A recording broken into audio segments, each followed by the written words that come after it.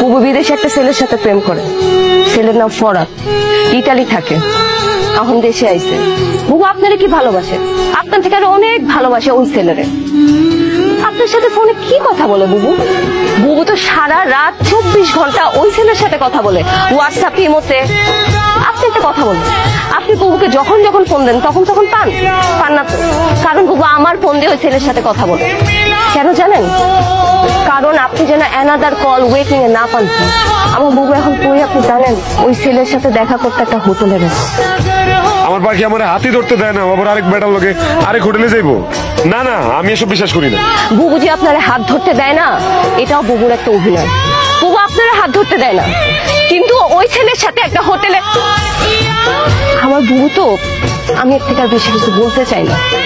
ওই ছেলে বুবুরে ছবি পাঠাইছে, আমার ফোন দিয়ে মেসেজ করে দেখেন। আপনি যেন আমি এখনো আমার বুবুকে ফোন দিতে পারি, সে তো ওই ছেলের সাথে হোটেলে আছে। কি অবস্থা? কই তুই? তোরা ভালো লাগাইছি, কত কিছু যে নিয়ে আইছে, তোর লেগেও নিয়ে আইছে জানোস। বাহ, ভালো তো। ভিডিও কল দিব। এই দেখ কত কিছু নিয়ে আইছে, দেখ দেখ দেখ। তুই যে মিজান ভাইয়ের সাথে এগুলো করছিস, তো একদম কাজটা ঠিক করিস নাই। মিজান ভাই খুব কষ্ট পাবে যদি এগুলো জানে। মিজান ভাই একটা ভদ্র মানুষ, সহজ সরল মানুষ, তার মনটা এত ভালো। তুই কেন মিজান ভাইকে ঠকালি? কোনটা ঠিক আর কোনটা বেঠিক ওইটা আমি খুব ভালো করে বুঝি। আকি তোর আমার এগুলো বুঝানো লাগবো না, আমার নিজের ভালো আমি নিজে বুঝি। মিজান ভাই, আপনার কি অবস্থা? আপনি কি সারাত বাড়িতে যান নাই? সারাত খাওয়া দাওয়া করেন নাই, বাড়িতে যান নাই, এখানে এভাবে পড়ে আছেন, এটা কোনো কথা? খেয়াল এইসব পাগলামি করতেছেন। কি করছেন নিজের চেহারাটা কোন তো? আপনি যারা বিশ্বাস করেন, অন্ধের মতো বিশ্বাস করেন। এটাই আপনার সব থেকে বড় দোষ মিজান ভাই। আমি আপনার হাতটা ধরতে চাই, সারাটা জীবন আপনার পাশে থাকতে চাই। আগে তুই কি পাগল হয়ে গেছোস? কি যাতা কথা কইতেছোস? তোরে আমি বইনের নজরে দেখি। মিজান ভাই, তুই যা কইতেছোস সেটা আমার পক্ষে সম্ভব না। আমি আপনার বিয়া করতে চাই। তুমি এইখানে বসে আসো? হ্যাঁ, তাই আমি যে তোমারে পাগলের মতো খুঁজতাছি সেই দিকে তোমার কোনো খেয়াল আছে? গতকাল রাত থেকে আমি তোমারে কতবার ফোন দিছি, তুমি দেখো তো, একটাবারও তুমি আমার ফোন ধরো নাই। তুমি কি মনে করছো তুমি এরকম লুকায় থাকবার আমি তোমারে খুঁজে বের করতে পারবো না? তুমি আসলে আমার কোনো খোঁজ খবরই রাখো না এখন। আর আমি কি করতেছি, কই আছি, তোমার জানার কোনো ইচ্ছাই নাই। গতকালকে আমি সারাদিন কই ছিলাম, কি করতেছিলাম, কোন খোঁজ খবর নিছো তুমি? আমার একটাবার খোঁজ নিছো?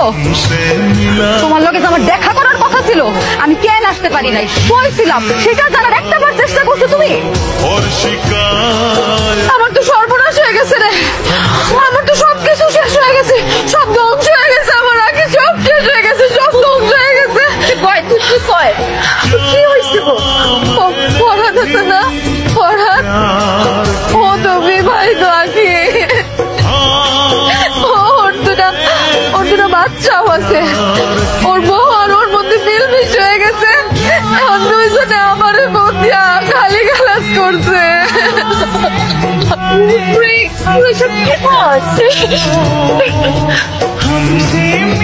তুই ঠিক বলছি জানো, মিজানের বদয়া লাগছে, মিজানের বদয়া লাগে আজকে আমার সাথে এরকম হয়েছে। আমি কি করব? মিজান তো আমার ফোন ধরতেছে না। তুই কি মিজানের ফোন দে না, দে না। বুবু, আমি মিজানের ফোন দিতে পারবো না। আরে তোর বোন বিপদে পড়ছে, তুই তোর বোনের পাশে থাকবি না? হ্যাঁ, নির্মিশ করে দিবি না? বুবু, আমি আমার মিজানের ফোন দিতে পারবো না। হ্যাঁ, কি করলি তুই? তোর মিজান মানে আমি কি ভুল শুনছি? আবার কত আবার কত? তাই আখি কি তুমি যা শুনছো ঠিকই শুনছো, আমি আমার মিজানের ফোন দিতে পারবো না।